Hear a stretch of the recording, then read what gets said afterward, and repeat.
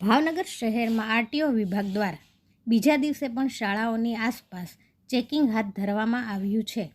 ખાસ કરીને બાળકો વાહનો લઈને શાળાએ જતા હોય તેવા બાળકોની પાસેથી દસ્તાવેજી પુરાવા માંગીને સુરક્ષાને ધ્યાનમાં રાખીને ચેકિંગ હાથ ધરાયું છે. ભાવનગર આરટીઓ વિભાગ દ્વારા સ્કૂલ, કોલેજ વગેરે સ્થળો ઉપર ચેકિંગનું આયોજન કરાયું છે.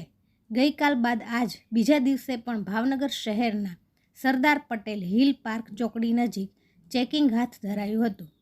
ત્યાં સવારમાં આરટીઓ તંત્ર દ્વારા શાળાએ જતા વિદ્યાર્થીઓ સહિત અન્ય વધારે પડતા ભરેલા મુસાફરો, પરમિટ ભંગ થતી હોય, વીમો ના હોય અને પીયુસી ના હોય તેમજ વાહનોના ફિટનેસ ન હોય તેવા મળીને કુલ 22 જેટલા કેસો બન્યા છે અને આશરે 1.20 લાખ જેટલો દંડ વસૂલવામાં આવ્યો છે. આરટીઓ વિભાગ દ્વારા સવારમાં જ કડક કાર્યવાહી હાથ ધરતા નિયમોનો ભંગ કરનાર વાહન ચાલકોમાં ફફડાટ ફેલાયો છે. આજે પણ માનનીય કલેક્ટર સાહેબ આરટીઓ સાહેબની સૂચનાઓ અનુસાર શહેરની વિવિધ સ્કૂલોમાં ચેકિંગ ઝુંબેશ હાથ ધરવામાં આવી હતી.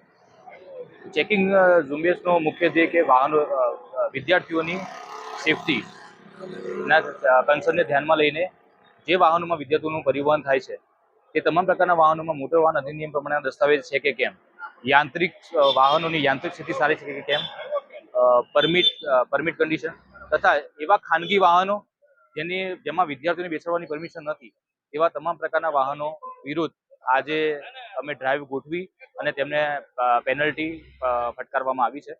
અને આ ડ્રાઈવ અમારી સતત રોજ શહેરના અલગ અલગ જગ્યાએ શરૂ જ રહેવાની છે. આથી અમે આપના માધ્યમથી વિદ્યાર્થીઓના માતા પિતાને જણાવવા માંગીએ છીએ કે નિયમ પ્રમાણેના દસ્તાવેજ, યાંત્રિક સ્થિતિ અને પરમિટ આ તમામ દસ્તાવેજની ખરાઈ કર્યા બાદ જ આપના બાળકોને શાળાએ ઉપયોગમાં જે પરિવહનનો ઉપયોગમાં લેવાના હોય તો તેમને દસ્તાવેજની ખરાઈ કર્યા બાદ જ આપને બાળકને મોકલશો.